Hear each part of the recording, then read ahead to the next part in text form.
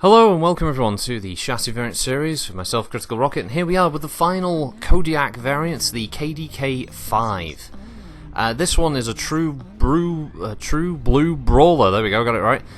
This thing is equipped with an umpteen amount of energy weapons. It is incredibly hot and difficult to kill.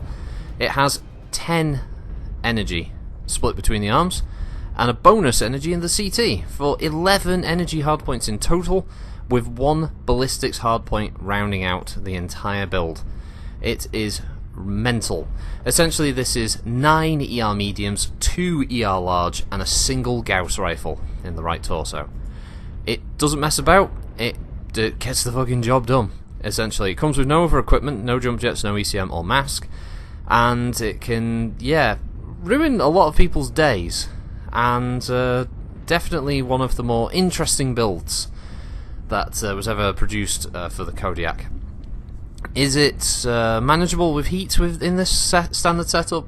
Yes.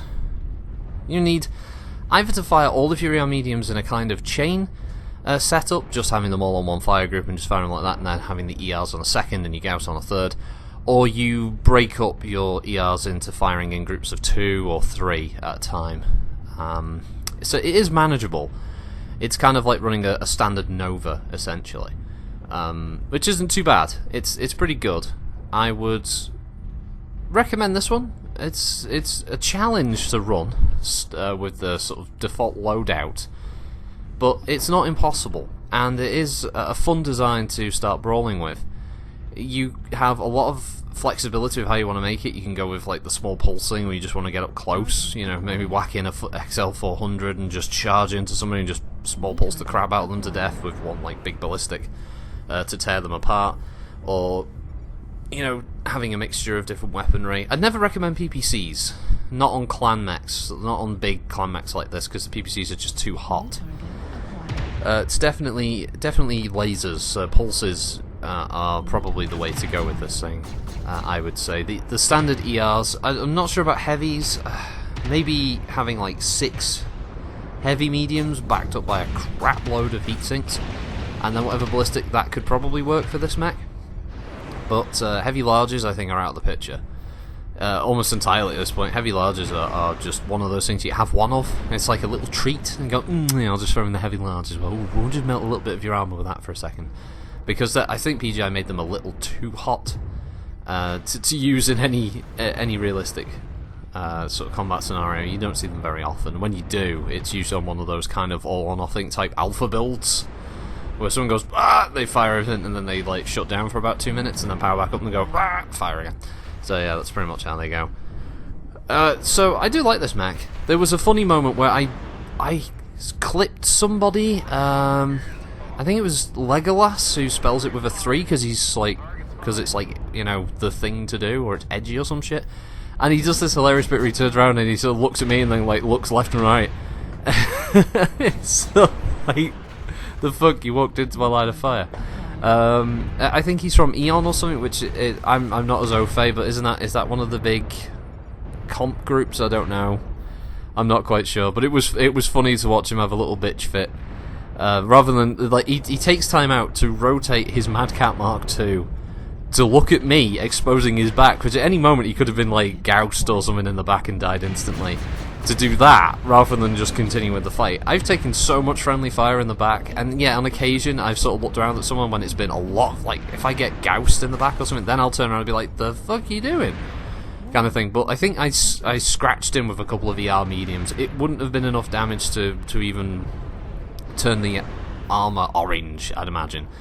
But no, apparently this was enough. It was like, he had to turn around. He had to have his moment. So I just thought it was funny. And I was winding him up about it in later matches because I recorded these on the same day. So I was like, oh, watch out for Legolas. He might get a bit upset with you and wiggle his mag. So that was quite funny. But there's no doubt that he's a highly skilled MechWarrior line player, I'm sure. Much better than me. But it was just funny to watch that happen, so yeah, that was good.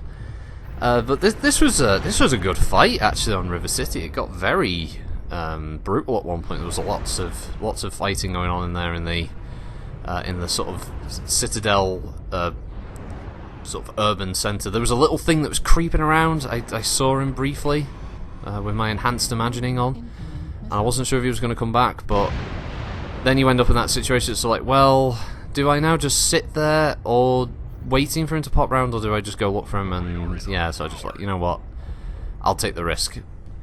I'll just continue moving. At least the crab pilot like kept an eye out as well, because he realised, well, if he's looking that way, there must be something there. And you know, it's always nice when you do get other pilots who sort of are a battlefield aware. They know there must be something going on, because why would they be looking over there? But yeah, this was a fun fight. Yeah, I did enjoy this one. I always get called out in Kodiaks so quickly. I'm not sure if it's just the hitboxes on these things are massive. Oh, if you hear any meowing, it might be Sooty. She's just woken up, by the way. So yeah, that'll just be her saying hello on the video, rather than Hebe for a change, who has been strangely quiet all these recordings, which is very odd. Usually when I have a long record session, she's very active. So yeah, I don't mind River City. I used to have really bad matches on it, but over time it seems to have changed, and River's becoming one of my more enjoyable maps. I think because it changed from everyone going into the upper city bit with the bridge and became more about fighting around this area, which neither of them are perfect, but this one at least gives you a bit more opportunity for some good, you know, urban brawling. And that's exactly what this mech is. If it wasn't for the fact that it got opened up so bloody quickly, yeah, it'd be a great thing to go charging in with and just, you know, letting loose with your lasers and scaring the crap out of everybody. But sadly that wasn't an option. And yeah, it became this slow, murderous grind of both teams just sort of slugging it out, which is fun. I always like that in MechWarrior Online. It's good when you get a match where both teams are just wearing each other down, and then it starts to get to that point where it's sort of like, man, if like the next couple of hits are definitely going to be kills, and that's really going to turn the tide, and everyone's being a bit more cautious and trying to sort of edge out and get that little shot and then back away and gear like that, and then that's when you get into the dying moments where then you're just killing everybody. That was fun. I built up a load of heat, but I did like just going wank wank ding ding ding ding ding, just firing all the lasers one after the other. That's one of the fun things with this mech. But it's hot. It's probably the one after the 4. I think it's this one slightly edges out the 4 because you've got a lot more you can do with it. But yeah, I like the 1, the 2, and the 3. They're all really good. The 4 and the 5 are fun, but I wouldn't say they're as good as those previous ones. But all the Kodiaks are well worth it if you haven't tried them. They are very fun mechs. They have a lot of build options available to you. They have variants that cover all the weapon groups, all the food groups, all the the antioxidants. They're full of it, and they're very, very healthy for you. So yeah, if you want to get into the 100-tonners with the clans, Kodiaks probably edge out direwolves, I'd say, just because of their flexibility. So yeah, they're very tall compared to direwolves. They can't use the terrain as well to hide themselves. But yeah, it's not as bad because these things just bristle with guns a lot of the time. And we're at the dying point now. As it happens with any incursion match, you've then got the bit where you've got to walk into the sodding base and you go shoot the buildings. Because apparently the base can't... apparently the base commander sat there going, no, even though they outnumber us and all of our defending mechs are dead, I'm sure the turrets will get them. Look at what is it with people that just run into fire? I don't know, I don't get it. But yeah, so this is just pretty much the end bit now of just shooting buildings. So yeah, I know it's exciting, isn't it? It's the most exciting bit of an incursion match is when I go over and I shoot some automated turrets and then fire on some buildings. I like the fact they added flame effects for the base buildings when they start getting damaged. That was a nice touch. So that was it. That was the Kodiaks. We're going to be going to direwolves next, and we'll be finished. Although, actually, the next one after these will be the Hellfire, which will be out on the 18th. So, interested in trying that out. Not too fussed about its looks, but it might be a good clanner, a good 60-tonner. So, yeah, we'll see how that goes. So, while this trundles on, thanks to everyone who's taking their time out of their day to watch this. Hope you have a good week, and I will see you next time. Bye-bye. Well, that's that. How long have we got? Has it ended yet? Nah. It's not gone yet. Hello, Suts. Yeah, don't stand on TRO 2750. I was reading that. Thank you. There we go. Anyway, what was I up to? Ooh, the Sentinel. I'd love to see that in MechWarrior Online.